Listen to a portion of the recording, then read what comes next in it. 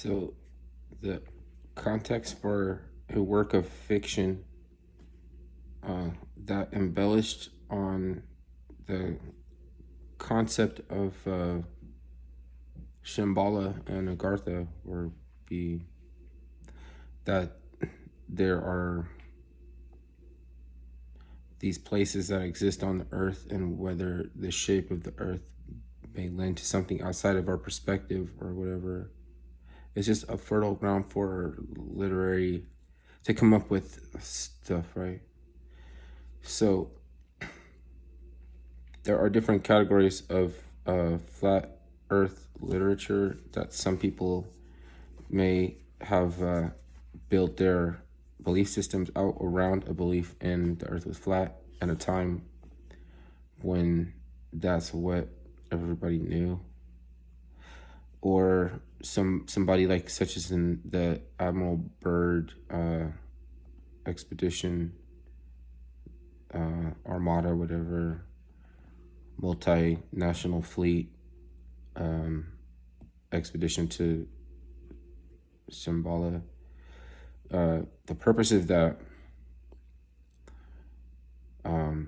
if taken out of context, if saying like 100 people, and then they're galvanized for polarization on this concept of being driven further into your ego based on the precedent, based on the precept that you believe it's a flat earth. Well, nobody can really truly believe that it's a flat earth or a sphere unless you've been able to verify for yourself.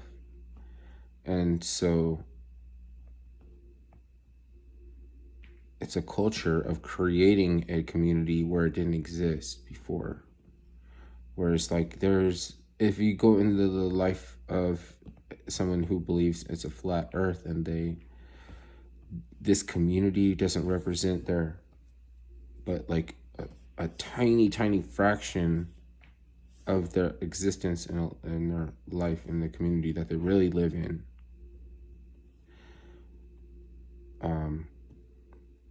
That they might find on the internet when people are being galvanized, right?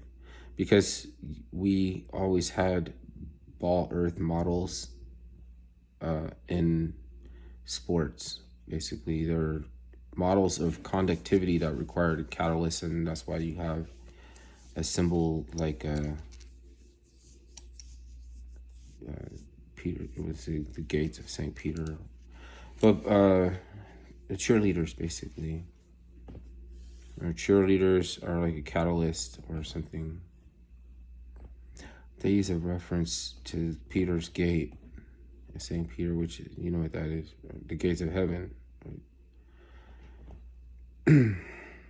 So there's like the catalyst for conductivity is there's like a harlot.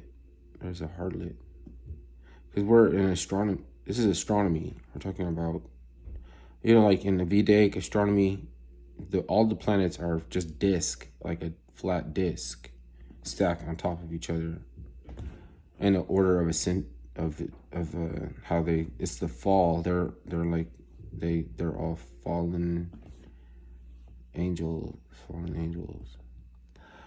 But anyway, those are different. I'm kind of overlapping. Flat Earth is it's a cult in a sense that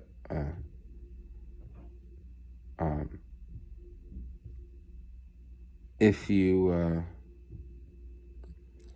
take the context of the work of fiction out of it and you conflate that with the people that may have believed in or their geography involved flat earth shit before a model, then they got a model for the flat earth from the UN. It wasn't until the United Nations that there was even a flat earth model. And those are the ones that are proliferating the flat earth. Then I'm saying there are people that have been polarized and galvanized into their ego but basically nobody can verify for anybody. They have to be able to check for themselves, and none of us has. Like, I can't get a rocket and fly up, you know. So that's all. Admiral Byrd. A lot of people are gonna take the context that this is like legitimate, like this really happened, but it's a work of fiction. But you can say for sure that there are lots of resources in Antarctica that General Eisenhower would get close lip about at some point in time, and not say much more than there also might be a submarine pen full of dead Nazis that froze and starved to death, building a submarine pen. So I mean, that's not interesting for a History Channel, you know, or because it's off limits as much as you can't allowed to fly over, then you really don't know shit. Like, I'm not gonna make fun of anybody's beliefs because I don't know anything about that shit. Supposed that the Thule Society and the Vril and the Black Sun Society did all their base ritual aggregation to fucking fulfill the I don't know. They're trying to build a spaceship. They're trying to build a bell-shaped spaceship or some shit like that.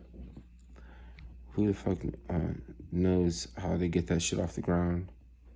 You know, but it's not upward mobility or stepping out Soul Train. It's not like Motown or some shit. You know, you think about this Motown is Detroit Motor City, then Area 51 is like a step above that. That would be like a step above that, you know, luxury. Like, but and as far as solving the problem of getting their shit off the ground, and then we have the propulsion systems of thermodynamic aeronautics were the shit. Like, we could do all that shit, but they were trying to use magnetic vectoring and some of the travel methods of spores of chrysalis mushroom spores, how they travel, because they have phases of travel. They could have different modalities and their phasing of and be set up to withstand to different modes of travel through different fields, different energy field, gravitational, whatever fields, vacuums, extreme environments. The SpaceX missile leaves a signature. It leaves a signature when it flies that looks like a mushroom spore. I'm not saying that is anything. I'm not saying that is anything. I don't know if you have to agree with everything, because I'm trying to make points. I'm trying to make them all.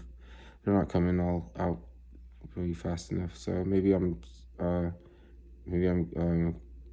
groping in the fog a little bit, or maybe a little bit guessing. So whatever.